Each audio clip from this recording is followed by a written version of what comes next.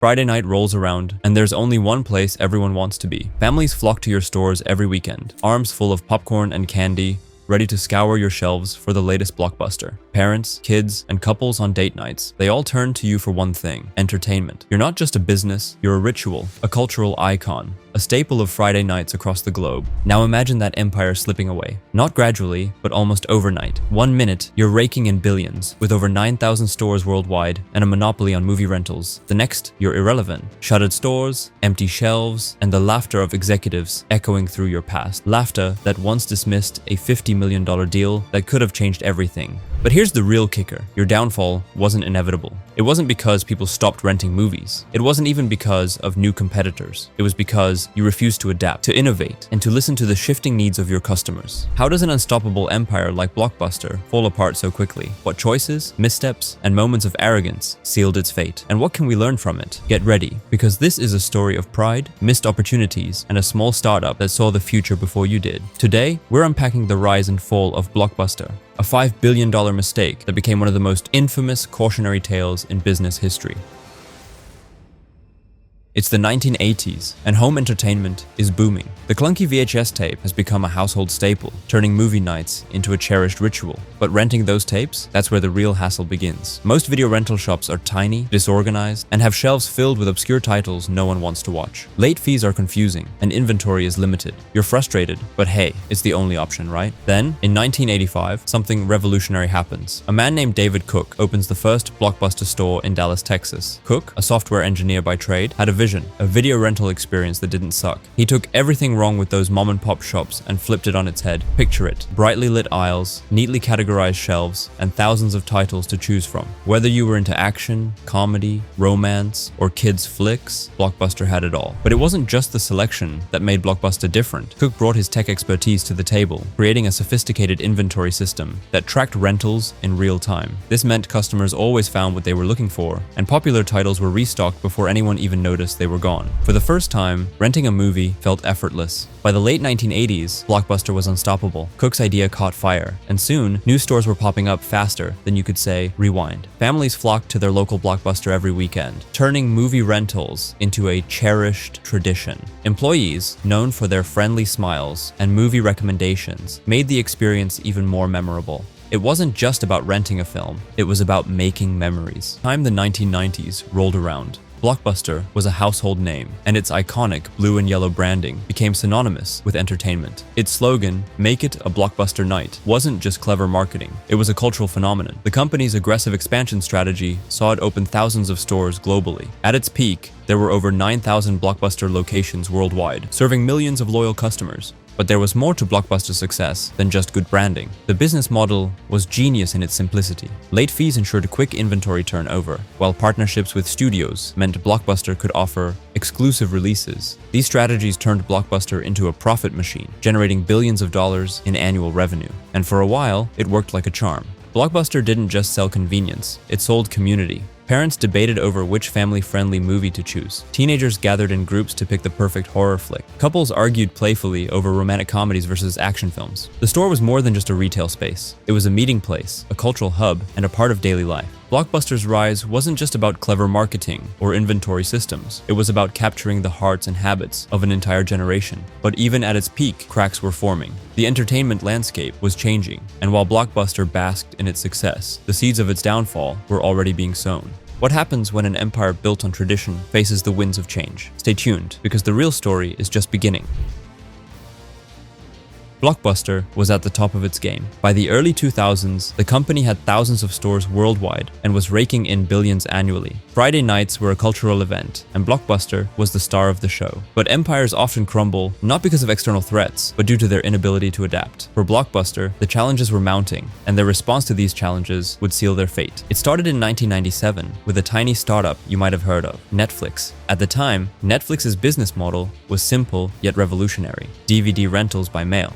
Customers could create a list of movies online, and Netflix would ship them straight to their door. No late fees, no stress. You'd think Blockbuster would have taken notice, but they didn't. After all, why would they? Blockbuster was a juggernaut, and Netflix was just a quirky newcomer. By the year 2000, Netflix's founders, Reed Hastings and Mark Randolph, decided to pitch a bold idea. They walked into Blockbuster's headquarters with a simple proposition: buy Netflix for $50 million. Blockbuster executives laughed them out of the room. It wasn't just arrogance, it was hubris. Blockbuster believed that their brick-and-mortar dominance made them untouchable. The idea of waiting days for a DVD to arrive in the mail seemed ridiculous compared to the instant gratification of visiting a store. Blockbuster failed to realize was that Netflix wasn't just offering convenience, it was redefining the rules. It eliminated late fees, one of Blockbuster's most lucrative revenue streams. Customers, already annoyed with the penalties for returning movies late, found Netflix's subscription model refreshing. For a flat fee, they could rent as many DVDs as they wanted. No surprises, no hidden costs, just movies. Meanwhile, Blockbuster doubled down on their existing business model. They expanded their stores, launched aggressive ad campaigns, and introduced Blockbuster Total Access, their own mail-order DVD service, in 2004. On paper, it seemed like a step in the right direction. In practice, it was too little too late. Blockbuster Total Access failed to match Netflix's seamless user experience. Worse, it didn't address the growing frustration over late fees, which had become a symbol of Blockbuster's outdated practices. Then came the financial crisis of 2008, a perfect storm. Families across the globe were tightening their budgets, and paying late fees or renting multiple movies a week became a luxury few could afford. Netflix's flat-fee subscription model, with its predictable cost and no hidden charges, became an even more attractive alternative during these tough times. Blockbuster, heavily reliant on late fees for revenue, found itself in a precarious position. What had once been a cornerstone of their success now became a liability. But the real game changer was Netflix's pivot to streaming in 2007. With just a few clicks, customers could watch movies and TV shows instantly from their computers. No physical media, no waiting, just pure convenience. Streaming wasn't just a feature, it was a paradigm shift, one that Blockbuster failed to recognize. The company's leadership dismissed streaming as a niche product, clinging to their belief that physical rentals would always reign supreme. By the time Blockbuster launched their own streaming platform in 2008, Netflix had already cornered the market. Blockbuster's streaming service was rushed and poorly executed, lacking the intuitive interface and extensive content library that Netflix had built. Customers who had already lost trust in Blockbuster weren't willing to give the new service a chance. It was a classic case of too little, too late. Adding insult to injury, Netflix continued to innovate. Their algorithms provided personalized recommendations, creating a tailored experience for every user. Blockbuster, by contrast, relied on a one-size-fits-all approach, failing to adapt to the changing expectations of modern consumers. The gap between the two companies grew wider with each passing year. The challenges weren't just technological, they were cultural. Blockbuster's leadership was stuck in the past, prioritizing short-term profits over long-term innovation. Late fees, once a lucrative revenue stream, became a symbol of the company's refusal to change. Even as customer complaints mounted, Blockbuster refused to let go of their outdated practices. They were clinging to a business model that no longer resonated with their audience. By 2010, the writing was on the wall. Blockbuster filed for bankruptcy, unable to compete in a world that had moved on without them. Meanwhile, Netflix continued to thrive, transitioning from DVDs to streaming and eventually into original content production. Shows like Stranger Things and The Crown weren't just hits, they were cultural phenomena that cemented Netflix's place as an entertainment juggernaut. Blockbuster's challenges weren't insurmountable. They had the resources, the brand, and the customer base to adapt. What they lacked was vision. The refusal to evolve, combined with a dismissive attitude toward competition, turned a once mighty empire into a cautionary tale. What could have been a story of reinvention became a stark warning. In the face of change, standing still is the same as moving backward. Blockbuster's challenges weren't just external, they were self-inflicted. They ignored the future, and the future left them behind. When Blockbuster filed for bankruptcy in 2010, it wasn't just the end of a company, it was the end of a cultural phenomenon. For decades, Blockbuster wasn't merely a store where people rented movies, it was a place where memories were made. Families argued over what to watch, kids raced down aisles to grab their favorite animated films, and employees curated recommendations like amateur film critics. Its loss left an unmistakable void, but its downfall also paved the way for an entirely new era of entertainment. The last remaining Blockbuster store in Bend, Oregon, operates more like a museum than a business. Customers visit not to rent movies, but to step back into the 1990s, a time when VHS tapes were king, and streaming services were the stuff of science fiction. In its nostalgic charm, this store reflects Blockbuster's deeper legacy, a reminder of how quickly industries can transform and how important it is to keep evolving. Meanwhile, Netflix's success became more than just a triumph of innovation. It became the blueprint for how businesses adapt in a digital world. Netflix didn't stop at streaming. It went further, creating its own content and reshaping the entertainment landscape entirely. With shows like Stranger Things and The Crown, Netflix turned into a powerhouse of cultural influence, proving that storytelling could thrive in the hands of data-driven creativity. However, Netflix's rise isn't the only takeaway from Blockbuster's fall. The real lesson lies in the opportunities that Blockbuster missed. Could it have evolved into the world's first streaming giant? Could it have embraced technology and innovation to outpace its competitors? The answer is yes, but only if it had been willing to question its own dominance. Instead, Blockbuster's inability to adapt serves as a warning for companies across all industries. No one is invincible, and no market leader is untouchable. This story also speaks to the human side of business. While Netflix was winning with algorithms and convenience, it lacked the tangible community experience Blockbuster provided. The question lingers: is the efficiency of streaming worth the trade-off for the communal ritual of visiting a store, flipping through shelves, and sharing that tactile movie night excitement? In the end, Blockbuster's legacy is bittersweet. It's a tale of rise and fall, innovation and complacency, nostalgia and disruption. For every entrepreneur, executive, or dreamer, the message is clear: embrace change or risk irrelevance. The ghost of Blockbuster isn't just a relic, it's a mirror reflecting what can happen when even the mightiest fail to see the future coming.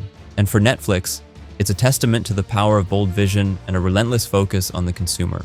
Did you know that Blockbuster had a chance to partner with Enron in 2000 to create the first ever streaming service? The deal was designed to revolutionize home entertainment, delivering movies via high-speed internet, but it fell apart due to disagreements, paving the way for Netflix to dominate the streaming era. What if it had succeeded? As we step back from Blockbuster's story, one thing becomes clear: even the strongest empires can crumble when they refuse to adapt. Blockbuster wasn't just a video rental store, it was a cultural icon that brought people together. Its fall wasn't inevitable, but the result of choices driven by arrogance and short-term thinking. It's a cautionary tale that reminds us how critical it is to stay ahead of the curve, no matter how dominant you think you are. Netflix, on the other hand, is a story of resilience and reinvention.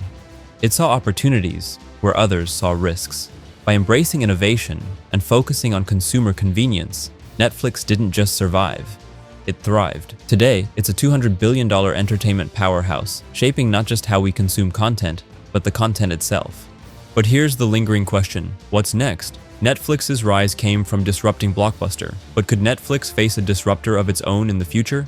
Could it fall into the same trap of complacency that doomed its predecessor?